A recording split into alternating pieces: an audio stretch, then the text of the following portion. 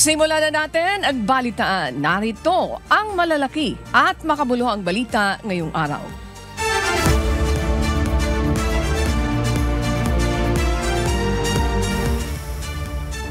Sinagot ng Malacanang ang pasaring ni Vice President Sara Duterte na kaya umanong tapusin sa isang araw ang investigasyon sa flood control projects. Kamakailan, sinabi ni Vice Presidente na madali lang naman anyang matukoy ni PBBM ang mga sangkot sa anomalya kung gugustuhin talaga nitong may managot na opisyal.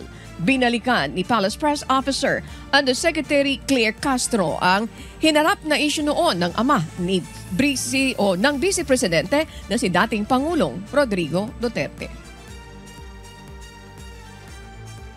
Kung isang araw lang po dapat ito na imbestigahan, sana po ay ito ay kanyang nasuggest noon sa kanyang ama dahil mismo ang dating Pangulong Duterte ay umamin na maraming ghost projects rampant noon.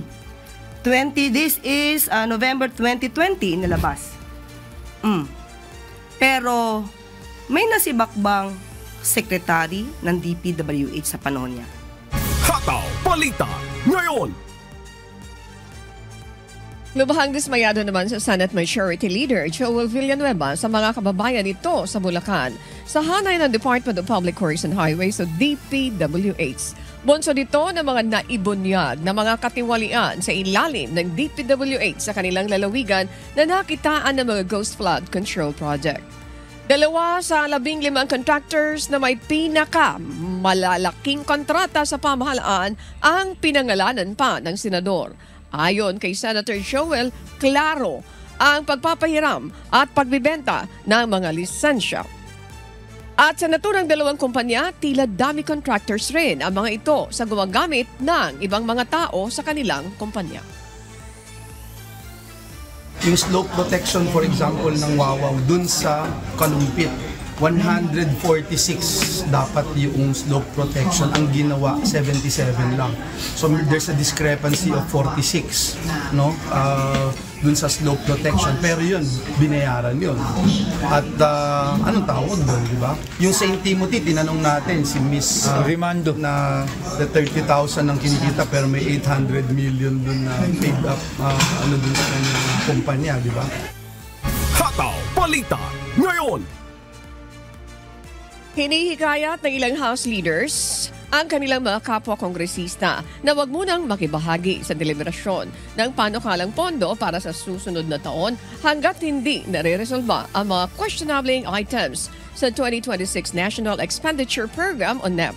Bukod sa panukalang budget para sa Department of Public Works and Highways, may nakita rin umanong questionable items sa mga kongresista sa ilalim ng Department of Agriculture at Department of the Interior and Local Government. Ayon ito kay House Deputy Speaker at Antipolo 1st District Representative Ronnie Puno na chairman ng National Unity Party. Kaya naman, nire-rekomenda rin nila kay House Speaker Martin Romualdez na ibalik ang 2026 NEP sa Department of Budget and Management. And we believe that at this point, the National Expenditure Program submitted by the DBM falls short of that standard. So we are recommending to the Speaker that we return the 2026 NEP to the DBM, and we are asking our members now to refrain from any further participation in any other budget hearings until this matter is resolved. Ang binigay sa amin problema na bawat distrito kailangan baguhin, kailangan i-correct. Tapos pag kinorek namin yan, sisisihin na naman kami for whatever else will happen after that. Hataw Balita ngayon! Ipinahayag ni Bicol Saro Party List Representative Terry Ridon, co-chairperson ng House Infra Committee, na sinadyang lokohin ni dating Department of Public Works and Highways o DPWH Bulacan 1st District Engineer Henry Alcantara ang pamahalaan sa hindi pagpapatupad ng flood control project sa Baliwag, Bulacan. Sa unang pagdinig ng Joint House Panels, inamin ni Alcantara na pumirma siya ng Certificate of Completion kahit hindi nagsagawa ng inspeksyon sa naturang reinforced concrete river wall sa Barangay PL sa Baliwag, Bulacan. Hindi anyan nito maaring maging depensa sa korte ang kapabayaan sa natuklasang Ghost Flood Control Project sa Baliwag, Bulacan. District Engineer Alcantara intentionally defrauded government in not implementing the Baliwag, Bulacan Ghost Project. He was there in the beginning. Ibig sabihin, doon po sa pagpirma ng kontrata. He was there in the first signing of the check, issuance of the check. Doon po sa ato yung paglalabas po ng resibo. He can make the defense na negligence po siya, pero obviously yung negligence so hindi yun totoo eh. So meron po siyang aktwal, direktang, mabigat na pananagutan dito po sa Ghost Project po na ito. Hataw Balita ngayon. Pinirmahan na ng Department of Justice Secretary Boying Rimulya ang unang batch ng Immigration Lookout Bulletin Order laban sa mga personalidad na isinasangkot sa umano'y Ghost Flood Control Projects. Kinumpirma ito ni DOJ Spokesperson Assistant Secretary Nico Clavano.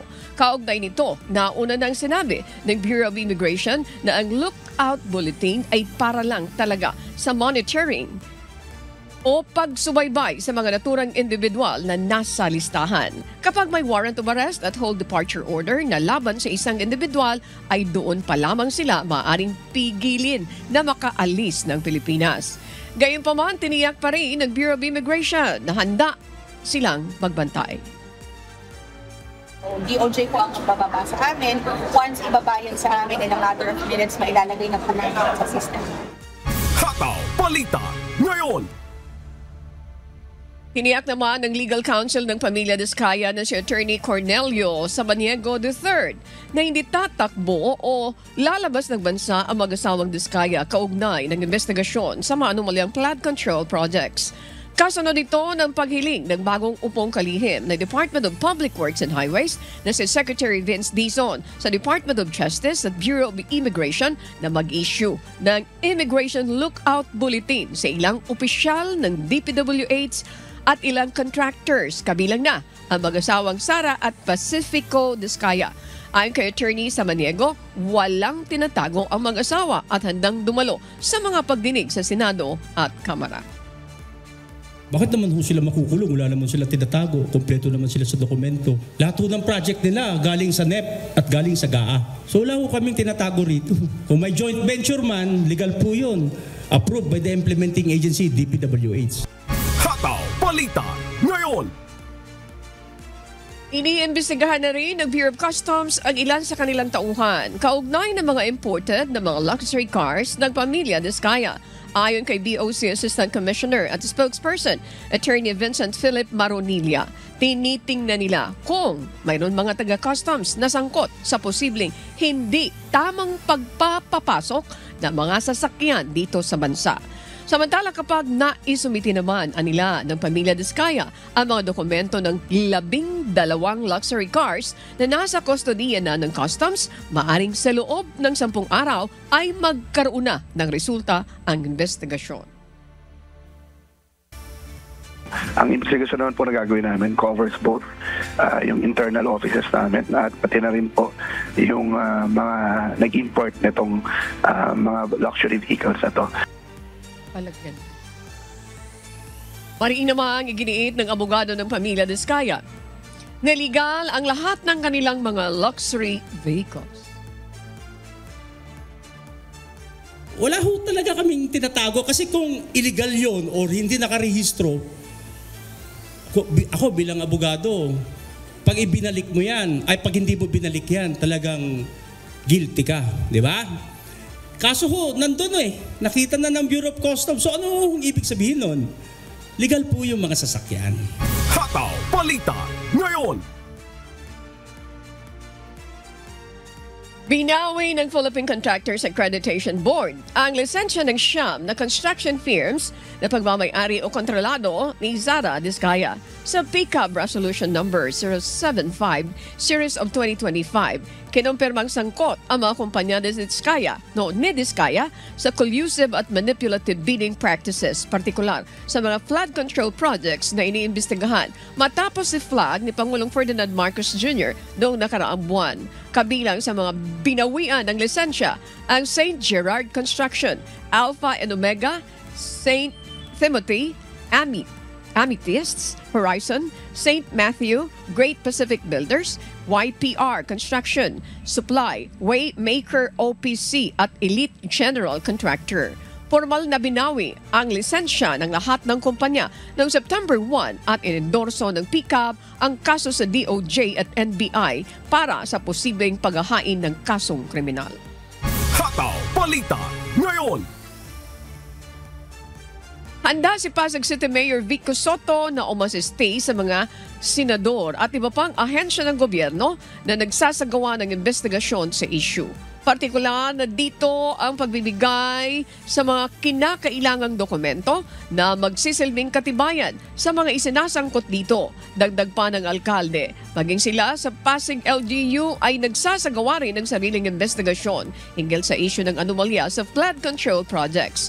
Iginit na opisyal na hindi dapat na mamatay ang issue nang walang napapanagot na mga taong sangkot sa korupsyon. Dapat niya kasuhan ang mga dapat na kasuhan. Whether they're government officials, contractors, suppliers, politicians or career officials, importante may managot. Hindi pwedeng pagkatapos ng ilang buwan, tatahimik na lang ang issue, tapos magkakalimutan na tayo. Huwag tayong pumayag na magkalimutan tayo after 2 months, after 2 years for that matter. Kailangan manatiling buhay yung issue. Kailangan makasuhan yung mga dapat kasuhan. Hataw Balita ngayon. Higit naman sa 1,600 flood control projects ang mayroon sa Metro Manila ayon sa Department of Public Works and Highways o DPWH ng National Capital Region. Ngunit sa report ni DPWH NCR Assistant Regional Director, Engineer Montrexis Tamayo sa House Committee on Metro Manila Development Authority kahapon, 450 sa mga ito ang ginagawa pa. Kabilang dito ang 4 na anyay, 2023 pa nang simulan. Nagit 33 billion pesos ang halaga ng mga ongoing projects at aabot sa 66 billion pesos naman ang nakumpleto na. Iginit naman ng DPWH NCR sa pagdinig kahapon na walang ghost flood control project sa Metro Manila. Most common cause of delays po is right-of-way issues, working permits, obstruction of utilities, pending completion of phases po, and yun pong obstruction of utilities po. Hataw Balita ngayon. Hinihintay na lamang ng Malacanang ang shortlists na magagaling naman sa Judicial and Bar Council para sa susunod na ombudsman. Ayon kay Palace Press Officer Yusek Castro, ang susunod na ombudsman ay dapat may integridad at hindi nadidiktahan. Sinagot din ng Malacanang ang naging pahayag ni Senator Amy Marcos na hindi pagpabor kay Justice Secretary Crispin Remulla bilang susunod umano na ombudsman. Kung saan ayon sa senadora, bahagi umano ito ng plano para ipakulong si Vice President Sara Duterte. Ayon kay Yusek Castro, walang dapat ikatakot ang mga Duterte kung sino man ang susunod na ombudsman. At hindi po dapat katakutan kung wala naman magiging talagang kasalanan ng mga Duterte na siyang kinatatakutan niya. Hindi naman po ibig sabihin nito ay hindi dapat sila sampahan ng kaso dahil kaya naman nila ipagtanggol ang kanilang mga sarili. So ano po ba ang hinaharang dito ni Senator Amy? Ang maita talagang ombudsman na dapat ay hindi kantiin ang mga kaibigan?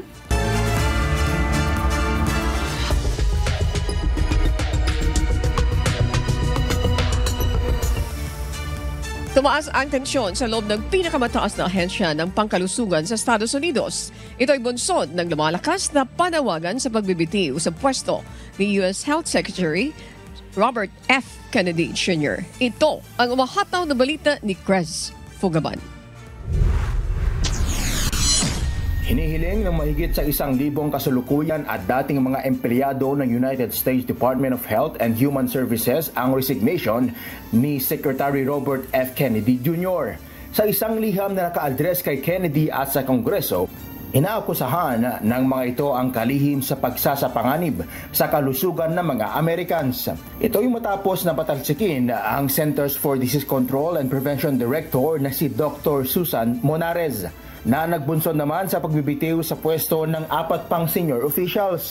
Bukod pa dito, kinokondena ng mga ito ang paglalagay ng mga political allies sa mga pangunahing posisyon kaugnay ng polisiya sa pagbabakuna at ang pagpapawalang bisa sa COVID-19 authorizations nang wala man lang sinabing batayan.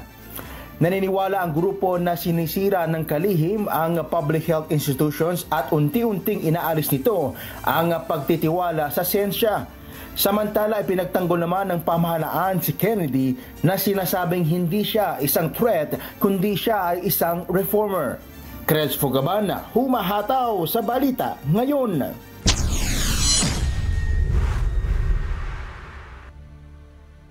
Isang open letter ang nilagdaan ng iba't ibang mga experts, academics at organizations upang himukin si Canadian Prime Minister Mark Carney na ipagtanggol ang digital sovereignty ng Canada.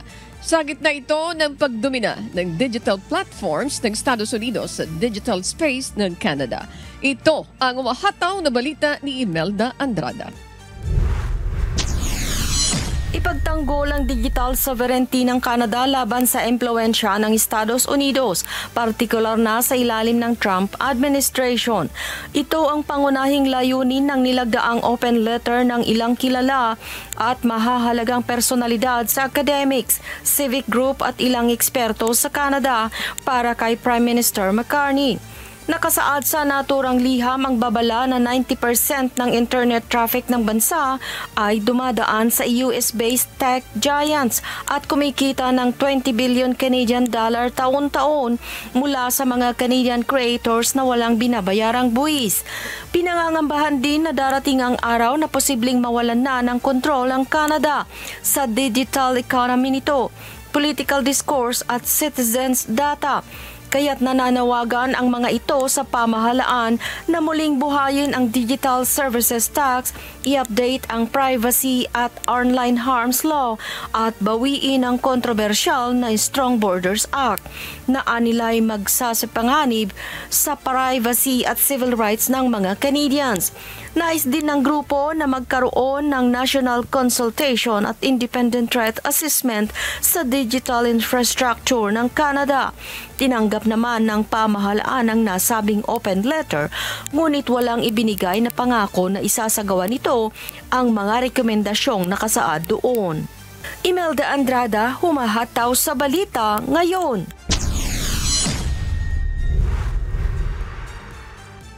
Nagsagawa ng kilos protesta ang nasa 300 security staff ng Houses of Parliament ng United Kingdom. Ito'y kaugnay ng mga pagbabagong ipinatutupad ng mga employers hinggil sa pasahod at kondisyon sa kanilang trabaho. Ito ang mahataw na balita ni James Hilario. Hindi lamang issue sa pasahod. Kasama rin sa ipinaglalaban ng mga security staff ng United Kingdom Houses of Parliament ang inalis na 6 na araw sa kanilang annual leave, ang lumalawak na ethnicity pay gap at ang respeto at patas na pagtrato sa kanila. Dahil sa kabiguang maibigay ang kanilang kahilingan kaya't nagpasya ang mga membro ng Public and Commercial Services Union na magsagawa na ng kilos protesta. Nagsimula ito ng alas 7 ng umaga ng Miyerkules UK time o alas 2 ng hapon sa Pilipinas at magtatagal ng hanggang alas 7 ng umaga ng Huwebes o alas 2 ng hapon ng Huwebes sa Pilipinas. Plano itong ulitin ng grupo sa September 10 hanggang September 11 sa parehong oras. Kasama ng kanilang full-scale strike ay ang pagdideklara ng Union na hindi ito tatanggap ng overtime jobs at magiging mahigpit ang mga ito sa pagsunod sa bawat patakaran, regulasyon at procedure kaugnay ng kanilang trabaho. Nadismaya naman ang tagapagsalita ng UK Parliament sa naturang aksyon matapos ang ilang buwan na pag-uusap upang masolusyonan ang mga nasabing usapin. Gayunpaman, kinikilala ng pamahalaan aniya ang napakahalagang trabaho nito sa komunidad. Kaya't ipagpapatuloy pa rin ang pakikipag-usap sa grupo upang marisolba ang naturang problema. Samantala, gumawa ang UK Parliament ng contingency measure gaya ng pagtatalaga ng Metropolitan Police bilang kapalit ng mga nagwewelgang security staff para matiyak na magpapatuloy ang operasyon at seguridad sa naturang lugar. James Hilario, humahataw sa Balita Ngayon.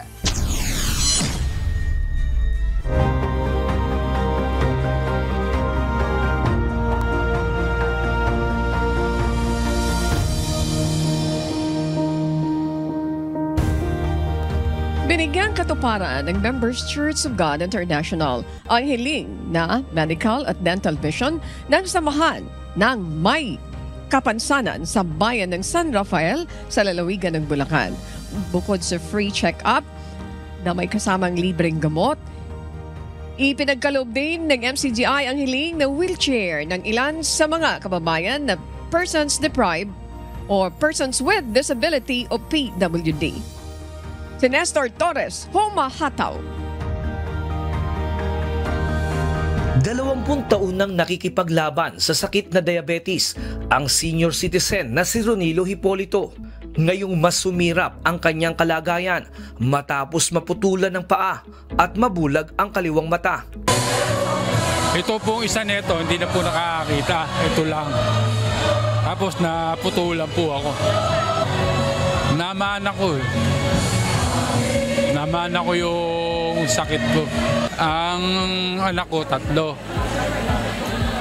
Yun ang tumutulong sa akin. Bukod sa gamutan, pangarap din ni Ronilo na magkaroon ng sariling wheelchair na magagamit niya araw-araw. Nahirap ang buhay namin. Nakakaraos-raos din. Hingi-hingi. Ganun na lang.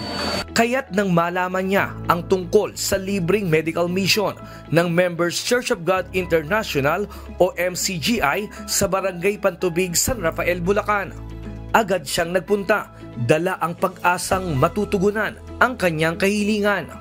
Nalaman ko sa kapitbahay na may medical mission dito, punta na ako rito. Magpapatingin.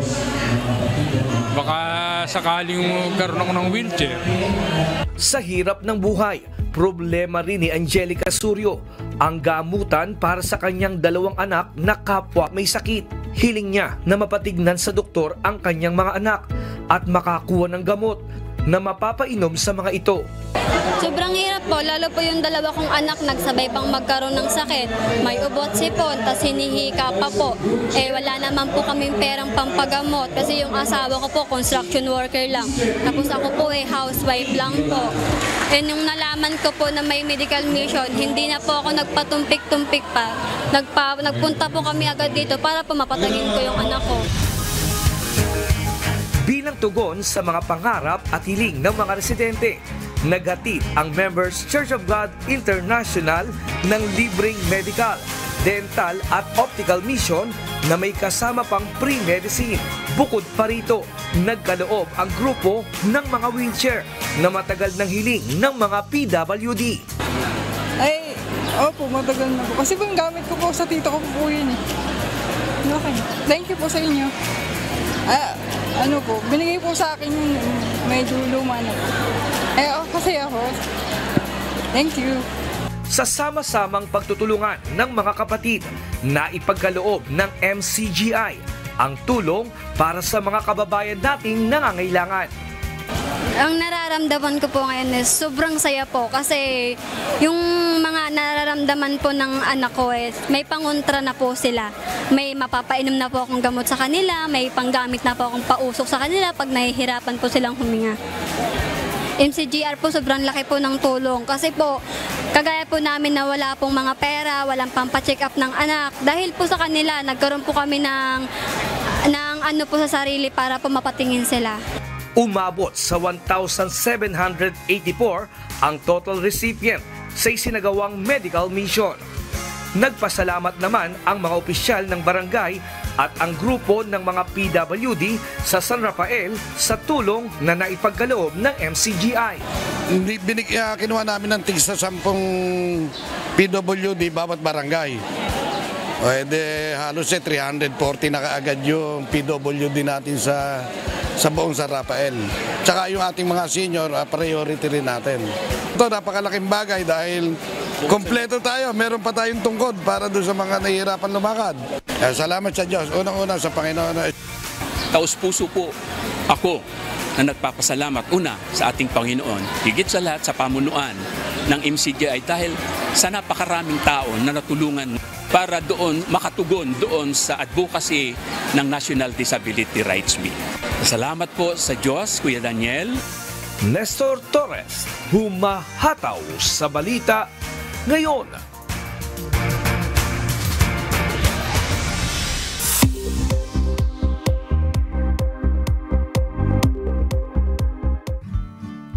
Alamin natin ang magiging lagay ng panahon sa iba't ibang bahagi ng bansa ngayong araw ng Huwebes, Setyembre 4. Panoorin natin ang update mula naman po sa Philippine Weather Bureau, Pag-asa. Magandang umaga po sa ating lahat. Narito ang ating weather update para sa araw ng Huwebes, September 4, 2025. Wala na tayong minomonitor na anumang bagyo or low pressure area sa loob ng ating Philippine Area of Responsibility. Pero sa ngayon po, patuloy pa rin ang pag-iral ng southwest monsoon or habagat dito sa may buong Luzon, pati na rin dito sa western section ng Visayas. Sa nalalabing bahagi naman po ng Visayas at kabuuan ng Mindanao, localized thunderstorm ang inaasahan natin na magdadala ng mga panandaliang buhos ng pag-ulan lalo na sa hapon at sa gabi. Para sa magiging panahon natin ngayong araw dito sa Luzon, inaasahan natin dito sa may Batanes, Cagayan, Ilocos Region, Cordillera Administrative Region ay makakaranas po sila ng mataas na tsansa ng mga pag-ulan, lalo na po dulot ito ng habagat. Para naman dito sa may Central Luzon, particularly dito sa may Zambales sa Bataan, mataas po ang tsansa po ng mga pag-ulan sa kanila, mga kalat-kalat na pag-ulan, dulot pa rin naman ito ng habagat. Dito naman po sa atin sa Metro Manila, inaasahan natin ngayong araw makulimlim na panahon ang mararanasan natin. At hindi rin naman po tayo makakaranas ng mga tuloy-tuloy na pag-ulan, pero asahan din po natin may mga isolated tayong mga pag-ulan, pero mataas ang tsansa ng mga pagbuhos ng mga pag-ulan pagdating sa hapon at sa gabi. Dulot pa rin naman ito ng habagat. Ngayon po, habagat season pa rin po, so inaasahan pa rin po natin may mga pag-ulan pa rin po tayo na itatala, lalo na sa madaling araw. Para naman sa nalalabing bahagi ng Luzon, maaliwalas na panahon ang kanilang aasahan kahit southwest monsoon po ang umiiral po sa kanila. Pero asahan din po natin mataas ang tsansa ng mga pagbuhos ng ulan pagdating sa hapon at sa gabi. Agwat ng temperatura for Metro Manila, Tuguegarao at Legazpi, 25 to 31 degrees Celsius, Lawag, 25 to 30 degrees Celsius. For Baguio, 17 to 23 degrees Celsius at Tagaytay, 22 to 30 degrees Celsius. Para naman dito sa may Palawan, Visayas at Mindanao, maaliwalas na panahon ang kanilang aasahan. Pero asahan din natin yung init at alinsangan lalo na sa tanghali hanggang hapon na may mataas na tsansa ng mga localized thunderstorm pagdating sa hapon at sa gabi. Ugaliin po natin magdala ng payong, pananggalang sa init at pati na rin sa mga pag-ulan. Agwat ng temperatura for Calayan Islands at Puerto Princesa, 25 to 31 degrees Celsius. For Iloilo, 24 to 31 degrees Celsius. Tacloban, 26 to 31 degrees Celsius. For Cebu, asahan natin ng 25 to 31 degrees Celsius. Cagayan de Oro at Davao, 24 to 32 degrees Celsius. At Zamboanga, 25 to 32 degrees Celsius. At napanood po natin ang update mula naman kay Pag-asa Weather Specialists, Chanel Dominguez. Chanel, magandang umaga po. Maraming salamat.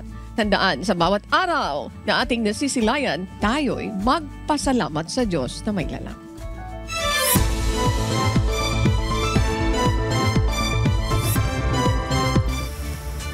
Isang critically endangered na hawksbill na may scientific name na Eretmochilus imbricata. Isang uri ng pawikan ang natagpo ang patay sa baybayin ng barangay Maduwa Norte, Bayan ng Duero, kahapon September 3. Agad na rumisponde ang mga tauhan mula sa Municipal Agriculture Office ng Duero, katuwang ang Bohol Provincial Environment and Management Office o BPMO upang makuha at maayos na ma-recover ang pawikan.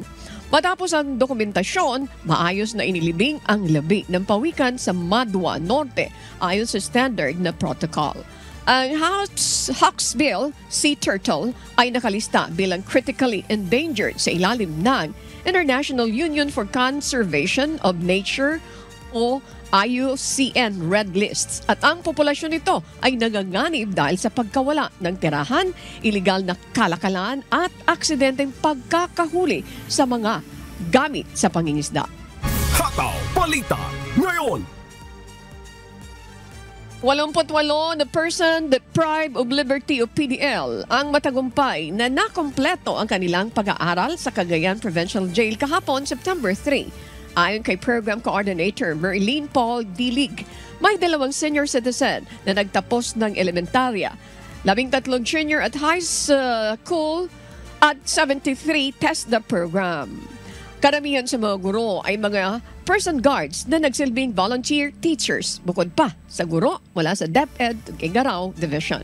Naglaan din ang Municipal Government of Cagayan ng honoraria para sa electrical maintenance training. Bahagi ito ng reform program ng CPJ upang mabigyan ng bagong kaalaman at kasanayan ang mga PDL bilang paghahanda sa kanilang pagbabalik sa lipunan. Sa kasalukuyan, 30 PDL na ang nakapag-enroll sa TESDA para sa ikalawang batch at 25 sa junior at senior high school. Hataw Balita ngayon! Tinatayang nasa 28,000 cubic meters ng volcanic debris mula naman sa serya ng pagsabog ng Mount Canlaon sa nakaraang taon ang kasalukuyang inaali sa mga waterways malapit sa paanan ng bulkan sa La Castellana, Negros Occidental. Matapos mag-overflow ang mga creek na puno ng lahar na naging sanhi ng pagbaha sa barangay Biak na Bato noong August 31, nagpadala ang pamahalang panlalawigan ng mga backhoe at dump truck para sa clearing operation lalo na sa Tamborong Creek. Ayon sa Park Operations Superintendent ng Mount Canlaon Natural Park, ang mga volcanic materials ay aalisin at itatabi sa loob ng MKNP Protected Area. Ipinadala na rin nila ang ulat sa Mines and Geosciences Bureau kasabay ng Pump Resolution 17 upang humiling ng dredging clearance mula naman sa DNR o mula kay DNR Secretary Rafael Lotilla. Ayon naman sa provincial government, kailangan linisin ang waterway sa barangay Biak na Bato upang matanggap ang dami ng tubig, ulan na dumaldaloy naman sa mga creek. Naglaan ang pamahalang panlalawigan ng 1 million pesos para sa fuel and heavy equipment na ginagamit sa clearing operation. Hataw Balita ngayon! Naglabas ng cease and desist order ang lokal na pamahalaan ng Talisay, Cebu laban sa isang resort matapos masugod sa ospital ang ilang individual dahil sa gas leak. Si Gladys Tuabe, humahataw. Tigil operasyon muna ang isang resort sa Talisay City, Cebu matapos na isugod sa ospital ang nasa 19 na individual dahil sa sinasabing chemical leak Martes ng gabi. Sumabog umano ang isang drum ng chlorine sa naturang resort, kaya naapektuhan ang taong nakalanghap ng nakalalasong gas. First is ang City Legal Office ni hatag na notice na undangon nilang operation karon. It will remain closed up until naanay recommendation ng DFP with solution na pwede makuha nato. Pagsusuka, pananakit ng ulo at mata at hirap sa paghinga ang ilan sa mga naramdaman ng mga biktima. Ato sang gitas katong City Health na mutanaw sa sitwasyon dito because kadaghan man kung na-affected ang mga tao kay sa kunay bawaan na ay chlorine na nasagol sa muriatic na ay chemical reaction na itabo dan mo na sakit lain sakitan sila ini ginawa mo. Mananatiling wala munang operasyon ang resort habang isinasagawa ang investigasyon. May direktiba na rin ang Talisay City LGU sa pulisya upang tingnan kung sumunod ang resort sa mga kondisyon na nasa business permit. Para naman sa mga residenteng nakatira malapit sa resort, iwasan muna ang paglapit dito para sa kanilang kaligtasan. Gladys Tuwabi, humahataw sa balita ngayon.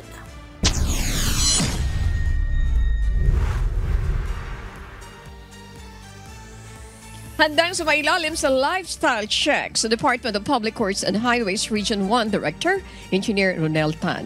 Kasunod nito ng isinabiting courtesy resignation ng direktor bilang tugon sa naging panawagan ni DPWH Secretary Vince Dizon. Ang kontrobersiya sa flood control projects, si Toto Fabros humahataw. Nagpasa na ng courtesy resignation si DPWH Ilocos Regional Director Engineer Ronel Tan bilang tugon sa kautosang inilabas ng Secretary Vince Dizon para sa clean slate from top to bottom sa lahat ng antas ng pamunuan ng DPWH. Noong September 1, 2025, niutos ni DPWH Secretary Vince Dizon na magsumiti ng courtesy resignation ang lahat ng opisyal sa ahensya. Mula sa undersecretaries, assistant secretaries, division heads, regional directors hanggang sa district engineers bilang bahagi ng clean-up initiative laban sa di umano'y ghost project at iba pang anomalya. Ayon kay Director Tan, handa rin siyang sumailalim sa lifestyle check maging sa mga tauhan nito. Nakahanda naman kami lagi dyan sa mga ganyang panawagan na yan at sa personal na kapasidad, lagi naman tayo nasa subject dyan. Diba? Pero tayo naman ay nakakapasa sa ganyang kaya naman dito, ang mga district hindi lang naman namin dito sa Region 1 ay wala kami nakikita na may marangyang pamumuhay na magagarang sasakyan, wala naman.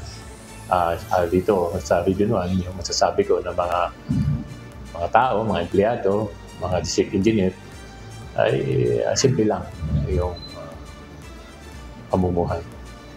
Bagaman wala pang opisyal na anunsyo na nagpapahayag kung sino ang papalit kay Engineer Ronel Tan bilang Regional Director ng DPWH Region 1, mangangailangan muna ng formal na utos mula sa Sekretary ng DPWH o sa Pangulo na kadalasang nakasulat sa pamamagitan ng special order o publication sa opisyal na directory. Toto Fabros humahataw sa balita ngayon.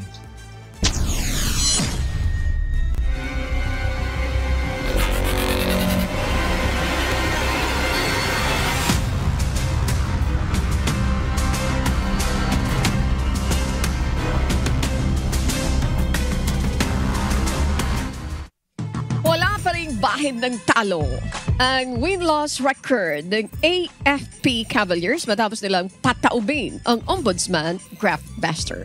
Samantala, pasok na ang BJMP Greyhounds sa top 4 ng standing matapos tambakan ng 22 puntos ang DOJ Beacons. Hindi rin nagpahuli ang PNP responders na tinapos ang laban ng may 28 puntos na. Kalampagin naman, patunay sa patuloy nilang paghahabol sa mas mataas na pwesto. Ito ang umahataw na balita ni JP Nunez.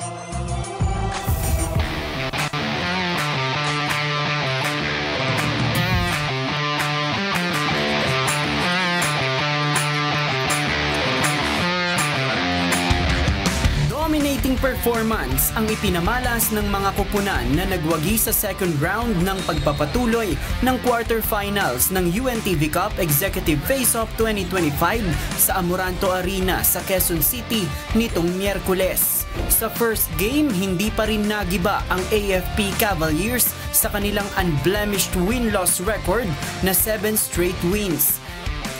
Habang ang kanila namang kalaban na Ombudsman Graftbusters, 2 sunod na talo na ang nakuha sa quarterfinals matapos ang kanilang bakbakan sa hardcourt. Sa first quarter ng laban, double-digit agad ang iniwang kalamangan ng AFP Cavaliers sa score na 23-13. Sa halftime, bahagyang nadagdagan ang iniwang lamang sa score na 40-28.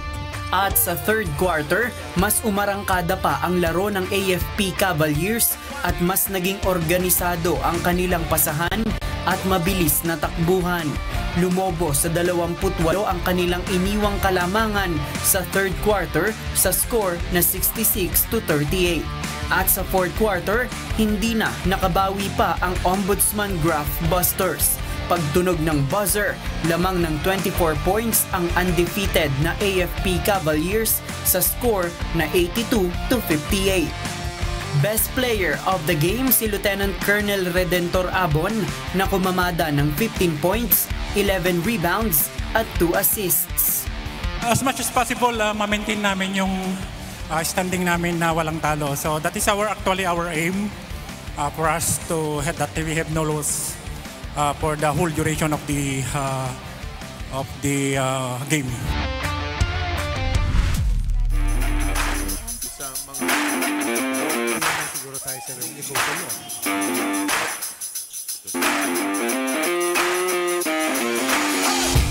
Sa second game, nagpakitang gilas ang BJMP Greyhounds upang makapasok sa top 4 ng standing.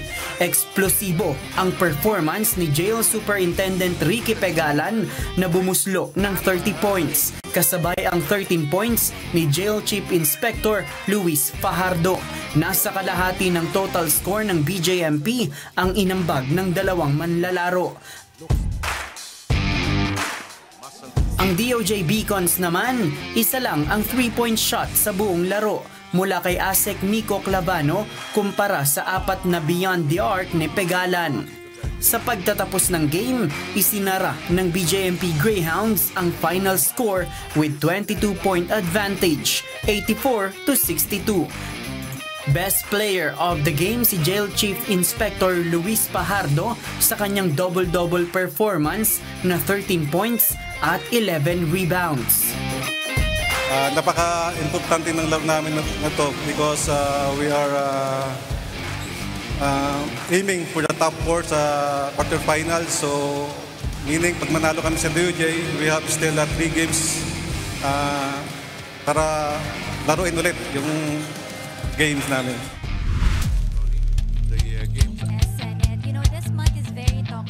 Sa third game, undisputed win din ang naitala ng PNP Responders kontra Executive Branch Commanders. Hindi nakasabay ang Executive Branch Commanders sa mabilis na pacing ng PNP Responders. Mas umabante ang 10-man rotation ng PNP Responders kumpara sa 8-man rotation ng Executive Branch Commanders. Sa first quarter, 6 na puntos lang ang hinahabol ng Executive Branch.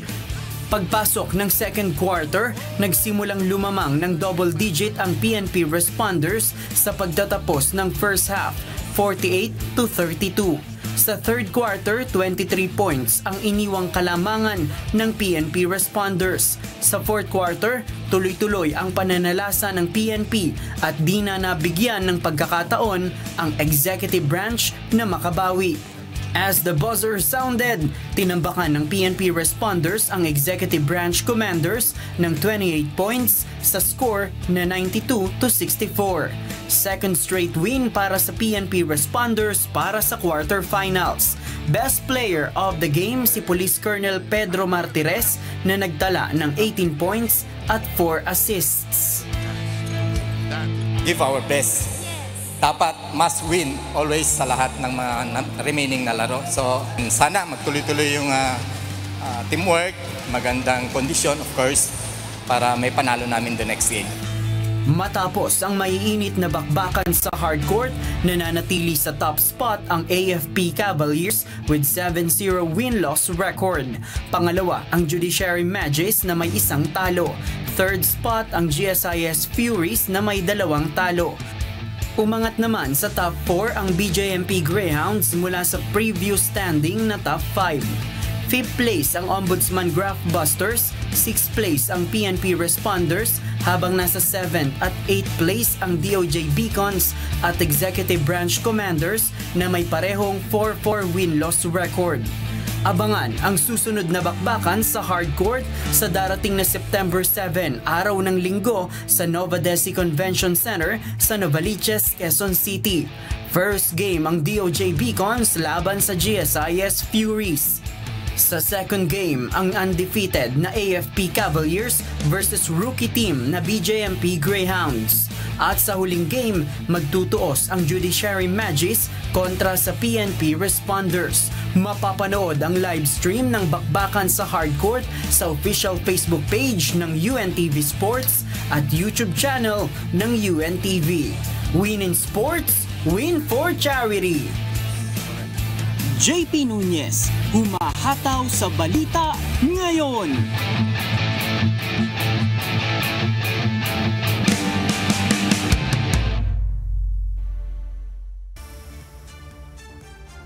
Congratulations. At sa atin naman pong shout out, unahin ko na yung mga paradahan ng tricycle na may mga TV monitors at naka-monitor dito sa Hataw Balita. Maraming salamat po. Magandang umaga sa mga tricycle drivers natin. At syempre, Rodrigo, Belinda, Justin, Marvin, JL, Joshua, Arian, yan, Chrislen, Jeremy, George Bardalosa, Alex Tugonon, Direct Rini. Belated Sabbath anniversary kay Brad Sam Navarro, Sis Joy Ibanez, get well soon. Dosa, kasama ko si Alex, kasama ko si Bernie, and of course si Paraon sa studio. Kumpleto ba natin, mga kasama natin? Si Rase, of course si Ian. Carl, ayan. Of course, mga kasambay, Johnny De Leon, laging nanonood sa atin dyan. Good morning po, salamat. Attorney Ruth Soriano, ang ating Vice President, and Attorney Mel, sa lahat ng mga abogado. At syempre, mga kasambahay, sa mga tagapanood natin, yung may bahay at anak ni Brad Sherwin Kulubong, magandang umaga po. At syempre, Adet, ayan, mayroon pa tayo nakakalimutan na babatiin, pero sa lahat po, sa iba't ibang panig ng mundo, maraming salamat po sa inyong patuloy na pagsubaybay, pag-monitor dito po sa Hataw Balita. Inaanyayahan ko po kayo na lahat ng mga programa dito sa UNTV. Shout out po sa ating mga taga-subaybay sa buong Pilipinas at sa iba't ibang panig ng mundo. Of course, Engineer Edison Ico. Ayan. Shout out din po sa mga tagapakinig ng Hataw Balita ngayon sa Radyo La Verdad 1350. GNJ Eusebio, good morning. Sa mga kasambahay natin, mga kasambahay na may mga istorya na nais balikan sa Hataw Balita ngayon. Ayan. Pwede nyo po itong muling mapanood sa aming official social media account. Ayan. Magtungo lamang po sa UNTV News and Rescue YouTube channel at i-click ang subscribe button. Ayan. Binabati natin ng magandang umaga yung mga taga-social media. Gayon din sa aming Facebook at TikTok accounts, mapapanood nyo rin rito ang iba pang news programs ng UNTV, pati na po ang iba pang video na nag-isang public service channel. Kaya tara na, subscribe, like, and share. At sa aming ibabahaging mga salita ng Diyos naman, ating sandigan. Mula sa unang Tesalonica 5:22. Layuan ninyo ang bawat anyo ng masama. At yan po ang mahataw na balita ngayong umaga ng Huwebes, ika-4 sa buwan ng Setyembre 2025. Sa ngalan ng lahat na bumubuo ng UNTV News and Rescue, UNTV, Radyo La Verdad 1350 at ng ating mga correspondent mula sa Pilipinas. At sa iba't ibang panig ng mundo, sa ngalan po ni Amigo Sherwin Kulubong. Magandang umaga, Adet. At dito sa UNTV at UNTV Radyo La Verdad 1350, Diyos ang aming sandigan, serbisyo publiko ang aming pinahalagahan. Standby po, susunod na ang Good Morning Kuya. Salamat po sa Diyos at magandang umaga.